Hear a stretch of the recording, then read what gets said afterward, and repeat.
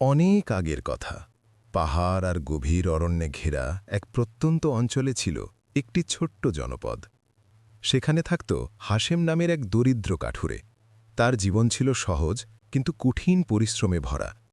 ভোর হতেই সে কাঁধে কুড়াল তুলে জঙ্গলে যেত, সারা দিন কাঠ কেটে সন্ধ্যায় তা বাজারে বিক্রি করত।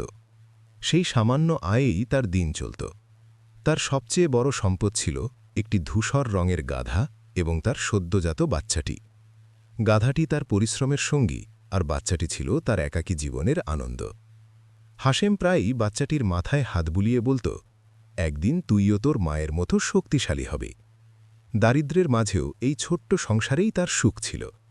কিন্তু জঙ্গলের ভেতরে লুকিয়ে থাকা এক ধূর্ত শিয়ালের চোখে এই সুখটা কাঁটার মতো বিঁধেছিল। বহুদিন ধরে খাবারের অভাবে শিয়ালটি ক্ষুধার্ত ছিল। এক রাতে সে যখন গ্রামের কিনারায় আসে, তখন তার নজর পড়ে গাধার বাচ্চাটির ওপর। সহজ শিকার ভেবে তার চোখে লোভের ঝিলিক জ্বলে ওঠে। চাঁদের আলোয় যখন গ্রাম ঘুমিয়ে পড়ে, শিয়ালটি নিঃশব্দে এগিয়ে আসে। সে বাচ্চাটির দড়ি খুলতে শুরু করে। হঠাৎ বাচ্চাটি ভয়ে ডাক ছাড়ে। মা গাধা জোরে চেঁচিয়ে ওঠে। সেই শব্দে হাশেম ঘুম থেকে লাফিয়ে ওঠে। বাইরে বেরিয়ে সে দেখে শিয়াল তার বাচ্চাটিকে টেনে নিয়ে যেতে চাইছে।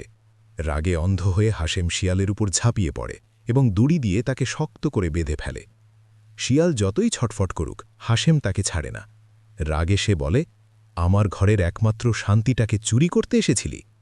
সে শিয়ালকে গাছের নিচে বেঁধে রাখে। রাতভর শিয়াল যন্ত্রণায় কাতরায়। তখনই তার মাথায় বুদ্ধি আসে, শক্তিতে না পারলে চালাকি দিয়ে বাঁচতে হবে। সকাল হলে হাশেম কাজে বেরোতে প্রস্তুত হয়।